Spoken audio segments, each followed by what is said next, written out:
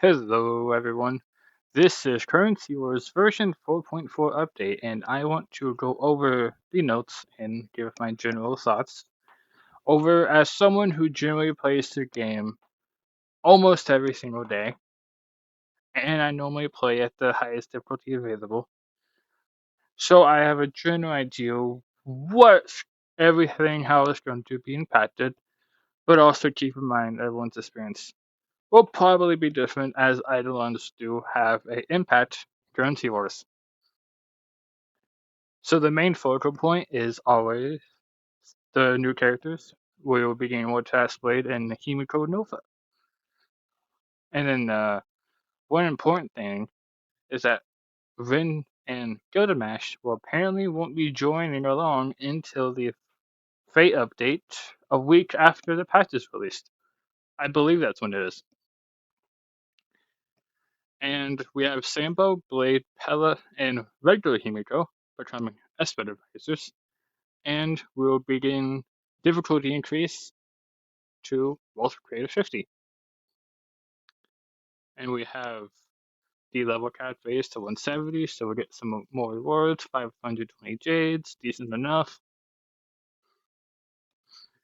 Here is a general look at over the changes. I'll go over them exactly what they might mean once we go through the new characters. So bonds. Rin, Gilgamesh, Saber, and Archer are joining the Holy Grail of Destiny. So from the notes, we don't know what that does yet. So I guess we'll see if they fully give us details. But the live stream, I believe they said that you have to complete quests and you get rewards for those quests. We also have updates to Galactic Warrior, Espesh Gohar, Cosmic Scholar, Wolf Hunt, Energy. Battleball gets a sort of V-Look apparently, since it goes from 2 to 4 instead of 2 to 4 to 6. Skill points gets an update, Stellar Hunters, Night Demigod gets a buff, Dot gets a buffed, and Break gets a buff, but also adjustments from 2, 4, 6, 8, 10 to 2, 4, 6, and 9. Mortinax Blade, melee and off-fielder, and rejoining the Stellar Hunters, Bloodflame, and debuff bonds. So that's our replacements for regular Blade and Pella from joining us with the advisory. So before entering combat, Mortinax Blade will forge a temporary advanced equipment tailored to this unit. If Mortinax Blade is already equipped with 3 pieces of equipment, he would temporarily upgrade one of them into a random player's equipment. At the start of combat, Mortinax Blade will use his ultimate to deploy his own, weakening enemies and buffing allies. When taking action, Mortinax Blade consumes HP to attack enemies, and his ultimate will restore HP. Additionally, when an on-field teammate uses an attack, Mortinax Blade can gain charge to use an extra skill. So we see here that the Stellar Hunters is obviously updated. Regular Blade is taken out, Mortinax Blade is taken in. Should offer adjustments to how you can play vertical Stellar Hunters. We'll see how that goes in the future. This is one thing I'm going to be trying out. I'm going to stream Currency Wars probably Wednesday or Thursday after I do the story update. Himiko Nova. Himiko Nova is probably going to really change how Currency Wars is going to be played. Upon startup, Himiko Nova gains more based on off strength, and Trailblazer companions can also use this gift. The assist skill while off field. So that means you don't have to have on field limitations. But here comes what's very interesting to a Navigator Bond. Navigator Bond basically, you select one of the actual crewmates, except for Evernight, and you can basically get their scroll bond. So for Sunday, it would be energy, Welt, it would be debuff, March would be shield, Dawnhung, it would be skill points, And I believe for Trailblazer it would be Elation, which would be wonky. I'm curious on how that would play out.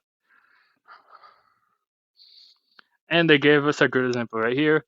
Welt gets an item, and Himiko number copies that item. But it's important to note it's only the first item that will be copied to Himiko Nova.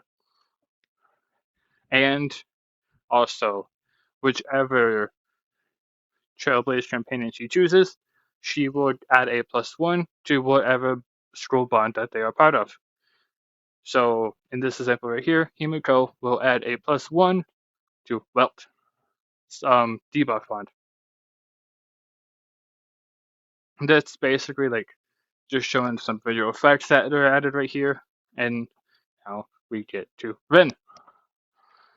Since Rin will be added afterwards, the the effects after starts. Probably do a separate stream after that, experimenting around Rin and Gilgamesh.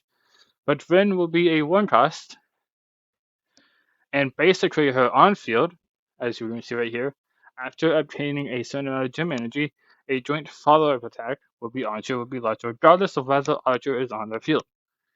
After using an enchant skill, gem energy will be consumed to increase the ally's crit damage. If she's off field, when skill points change, gain gem energy, and can launch a joint attack when taking action, consumes all gem energy to attack and provide crit damage to allies. So one very important teammate that actually might be happening is Sparcy. When you have 4 skill points, I believe it's 4 or 6, you can get extra turns, and with the amount of skill points that Sparcy ends up using when you go vertical into skill points, is utterly insane. So it might also help, depending on when the joint attack takes place in the action line. If Rin interrupts the extra turns and follows your joint attack, will make Sparcy take all those extra turns a whole lot more easier. If it takes place afterwards, it is not going to be as good as in theory. We'll have to wait and see find out how that plays out. Also, to keep thing in mind, because Rin is added to skill points, I believe Yao Guang up there it showed that she was taking off of skill points. That might also hurt Sparksy a little bit more than might play out. So we'll have to see how that plays out. Gilgamesh. He's a part of the energy bond, and his on-field increases all allies' lucky crit straight damage based off squad criminal count. Gilgamesh himself will gain a even greater bonus. I think on the live stream they said it'd be like doubled or something, but could be wrong. Off-field enters an advanced state based off the ally's action and uses his skill and ultimate to attack all enemies. Increases light strike damage for all allies based on the ally's quadrant. Gilgamesh himself gains double this bonus. Okay, if it's double, maybe the on-field might be triple if it's specified here but not here. Or maybe a different amount. And they say here, yep, so it'll be after the update goes live that Gilgamesh is added. Okay, the Holy Grail of Destiny bond. The bond increases the on and off field strength of characters within this bond. Additionally, when your bond level increases, you can perform one Holy Grail wish. The Holy Grail wish will randomly issue 2 wish missions. Complete either one of these choices to obtain the corresponding reward. Both missions' difficulty and reward increases alongside the bond level. So the examples we're given here, it's really hard to put out what exactly it would be, considering it's exactly not in English, and I can't exactly read this, but I'm going to assume that you either have to get a 3-star of someone to get this reward, and this one, I can't put that one, but a perfect duplicator. And considering that it's red, might be a whole harder to get. Complete missions for the score Destiny components, such as Jeweled Sword. I'm not going to attempt to say these. Equip them to unlock powerful bonus effects. You might also snag rewards like gold coins, emblem, various items, or even recruit Archer directly in the early stages. Archer in the early stages will completely make or break this bond.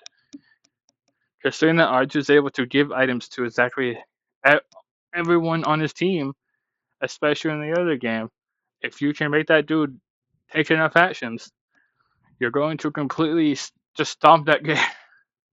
That seems very strong. Maybe it's rare, maybe it's not. We'll have to find out. Showing off the bond members here. Okay, so now we're going to see some of the enchantments. Wolf Hunt increases the damage multiplier and lucky strike chance of Borson at each level. The following characters have also been buffed: Zhao Zhou, Jun Liu, Yan Qing, and Yu Lin. One thing I've always noticed while playing Wolf Hunt is that the characters are completely meaningless and you're entirely reliant on the wolf, at least at the very higher stages. When playing at difficulty 40, I basically just try to slam as much of survival items as I can, so I don't die and the wolf can just do much as damage as he can. But also, you just gotta slam items in general, so it's also a little difficult. But I'm curious how to see this will play out. Hopefully, Jing Liu actually is a unit now, at least at E0S1. Yang Qing. Yang Qing is good, but very situational. Yun Li, I feel like doesn't do much damage because she's very helpful at helping your team survive. So maybe she's buffed in one of these stages, either does more damage. But yeah, also as we can see down here, Zhao Zhou is now in the dodge bond. And I'm pretty sure when we go back up, I'm pretty sure the sign said that he's taking off the heal bond. So Zhao Zhou being more offensive. Well, probably nice for the dot bond. Also, the fact that if you get an extra advisor and if you get a sample, you can now hit 6 dot without an emblem, which will actually be pretty good for the trait. And you don't need Hycilins to hit 4 because the more longer you go, 2 dot extremely falls off despite how very good it is at the early stages. Blood Flame increases the damage implication for Blood Flame Arena for Blood Flame team members. The following characters have also been buffed. Jin Liu, as we just talked about, hopefully she actually does damage now. My Day, I've heard My Day is good if you actually have the unit. Trial My Day, other hand, in my experience, is absolute water. He is completely bad and almost never worth using. I have more success putting items on my off-field blade, which is no longer in the team unless I unlock them. So that would be a little bit difficult.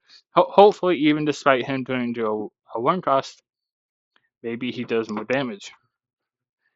So Blood Flame is very weird. I'll probably make a video on Blood Flame entirely on its own. Energy increases the ult damage implication provided by bond levels and the damage implication provided by energy tiles. Saber and Yunli have also been buffed. One important thing is also Gilgamesh is apparently entering in, which I don't think Gilgamesh's info is out yet, but since there's some Saber synergy, maybe that itself is entirely the energy buff. Maybe the way you want to play the energy comp is to play around Saber and Gilgamesh with 2 Holy Grail War bond. Cosmic Scholar increases the damage mitigation effects provided by the cat cake. I am going to reveal. I didn't realize it gave damage mitigation, but I have messed around with this trait a lot, and I've had pretty mediocre success. I do have an E2 Herda on my account, so I don't know how much impactful that is into the entire trait. But I normally just hit my 3-star Herda. If I hit Asta on the way, it doesn't really matter. And then I usually just go for the Herda Surveyor combo and Currency Wars, both of them having boots, and it just kind of snowballs from there. But it's entirely reliant on hitting that earlier, hitting that Herta before the first boss, which you should be able to if you get lucky enough in the star rings, because the cake will provide you a free Herta. I think it's like level 4, level 5. Knight Demigod increases the on and off field strength provided by the Knight Demigod team members at different bond levels. I'm going to be real. Because of how weird Blood Flame is, I think Knight Demigod's even worse. I just never have had success with either of these two at the highest levels. But also I've heard people really do have success if they have an E2 casters. I myself don't even have casters, so it's easier S0, but also the trial casters. And on my account, I have an E6 Evernight, and the trial casters does about the same amount of damage as the E6 Evernight in Currency Wars, but Evernight's mainly built around being a sub DPS in Currency Wars. As like all of her icons are mainly buffing rather than self damage outside of the E2, but she can really pop off of how often she attacks. But it's also weird because the one item you think would synergize with her, she can't even proc because the Mimra spite hits and not Evernight, which I hope they fix that in the future. Doesn't seem like they will. I've been complaining about it since day one. And over here, we got some new investment environments. We got some investment strategies. Doesn't seem like they showed off all of them, but it's if you want to, you can read them from here. Seems like we got some synergies with Yin, Qing, and Jing Yuan. We get some insane Furbo things, and Gimme Mo. Who knows what this if this is actually movie or not? And we get Graphia as a boss. So let me scroll right up and see exactly.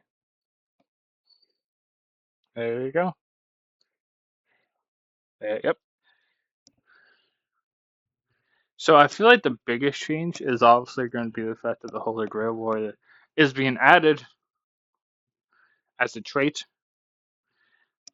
which is going to really change on how well. It won't matter much for skill point tree because you're going to have Ren and Archer in at some point. What I'm going to imagine you do is that you just throw Ren and Gilgamesh in early game, see if you can get that free Archer, and the moment you get Archer, just take like Gilgamesh out, and then boom, there we go, skill point tree done. Or I feel like Dot's going to have the biggest adjustment. Dot and energy because Jiaocho being Dot is going to actually add some more freedom into what you can do with the wolf pack, the wolf hunt. Name slipped in my mind. Sorry about that. And then, um, where was I going? I don't know, but I feel like one thing to keep in mind, and I feel like it's going to be the biggest buff. Not that there's no the biggest change, but the biggest buff is going to be debuff. Unironically, because the addition to Morton's Blade if he keeps his same style when his enemies attacks, there's a debuff applied. It's going to be a whole lot more insane than Pella. People were building Pella with sometimes 2 boots, 3 boots, making it really fast. Sometimes you would reach 99 turns with Pella in one combat. That's how fast you could go. But in the addition of Blade giving your teammates every single time one of them attacks, you can put those boots on someone else and actually have a useful teammate. And the fact that Blade gives himself an item of his own, you won't even need to itemize them that much. You can only do 2 items, or you don't need to do any item. And he was maybe, depending on his recommended items, if you want to do more supportive, or if he's more damaging built, it will depend on how useful that one item actually is. But yeah, we'll see.